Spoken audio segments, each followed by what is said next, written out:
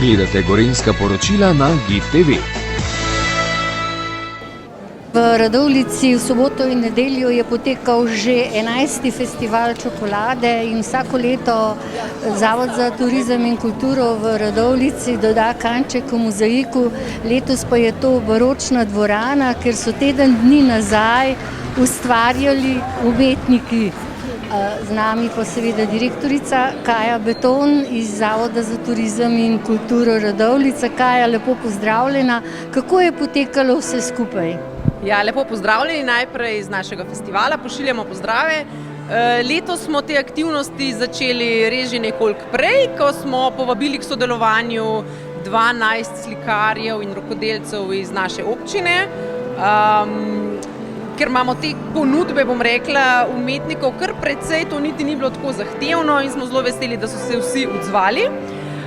In tema je bila, oziroma ideja je bila, da ustvarimo mozaike iz čokolade v sodelovanju z mentorico Urško Ambrožič-Potočnik, da so to mozaiki, ki so v celoti narejeni iz čokolade in posipov, se pravi po festivalu bo to nekaj, kar se bo lahko pojedlo.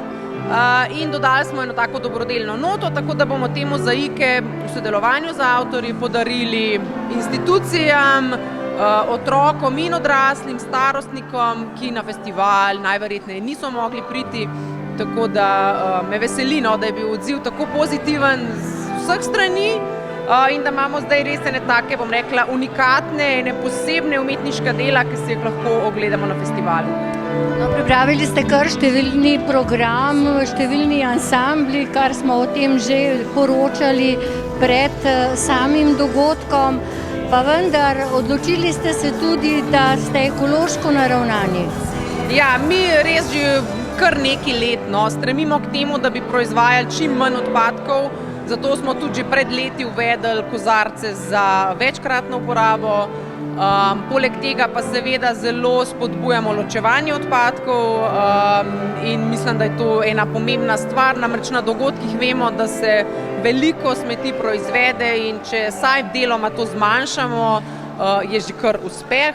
Poleg tega pa seveda vedno vabimo na festival z javnim prevozom, ker se mi zdi, da ima Radovljica, predvsem to staro mestno jedro, res odlično lokacijo, saj sta tako železniška kot avtobusna postaja v neposredni bližini. Hvala lepa. Hvala vam.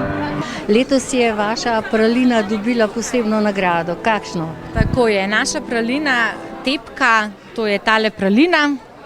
Evo, tukajle. Tole je pralina s temno čokolado, noter je polnjena s hruškovim ganašem in s hruškovim žganjem iz lokalne žganjekuhe Rok Šuštaršič. Vse skupaj, kar je v tej pralini, je iz lokalnih sestavin vaše okolice. Tako, seveda. Naš moto je, da podpiramo lokalno in iščemo lokalne sestavine, lokalne ponudnike in vse izdelke. Vse izdelke želimo, da so iz lokalnega izvora. Ste se razveselili nagrade te praline vaše?